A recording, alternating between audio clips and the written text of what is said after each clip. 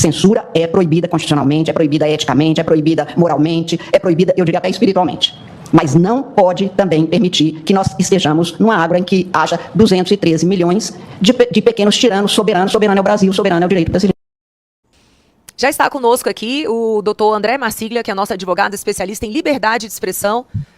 Nós somos 213 milhões de ditadores ou de soberanos, de tiranos? Pequenos tiranos. Pequenos tiranos, obrigada, Carol. Ou somos cidadãos que bancamos esse Estado e, portanto, temos o direito de nos manifestar? Olha, assim, eu queria muito que a ministra Carmen Lúcia, ela... Como dizer isso sem prejudicar terceiros? Eu queria muito que ela fosse estudar, vamos dizer assim, né? Fosse estudar o que é tirania, fosse estudar o que é soberania, fosse estudar o que é liberdade de expressão, antes de falar uma bobagem desse tamanho, né? E ainda que ela tivesse razão, eu prefiro 213 milhões de tiranos do que 11 tiranos. Porque 11 tiranos, fica difícil dissipar a tirania entre esses 11.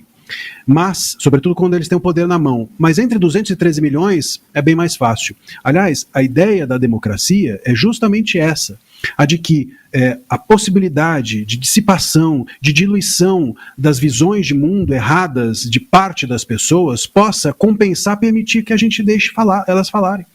Então, dentro desses essas 213 milhões de pessoas, com certeza há uma parte de imbecis, há uma parte de idiotas, há uma parte de tiranos, há uma parte de pessoas que não merecem o menor respeito meu, por exemplo, mas é justamente porque todos eles falam juntos que isso se dissipa e que isso é possível de ser tolerado.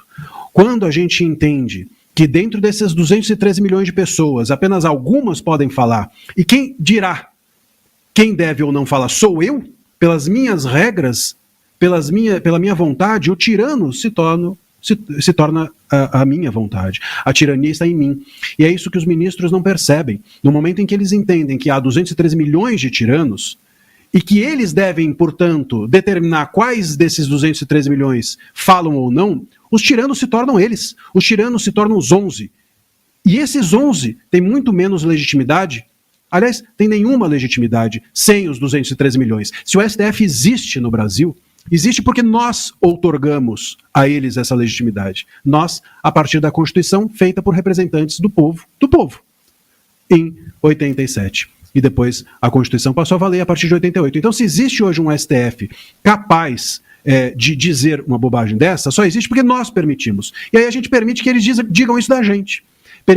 Permitimos que eles façam o que eles têm feito com essas regras absolutamente censórias, façam com a nossa liberdade de expressão o que estão fazendo. Então esse é o grande problema do STF. Eles enxergam a liberdade de expressão como algo que deve ser resultado de uma higienização do debate. Eles enxergam a liberdade de expressão como resultado de uma fala sempre civilizada por eles ou pela visão deles de mundo.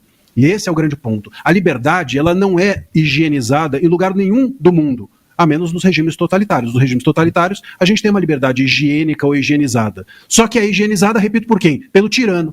E eu prefiro, repito, os 213 milhões de tiranos diluídos do que concentrados numa corte tirânica como a que a gente tem hoje em dia.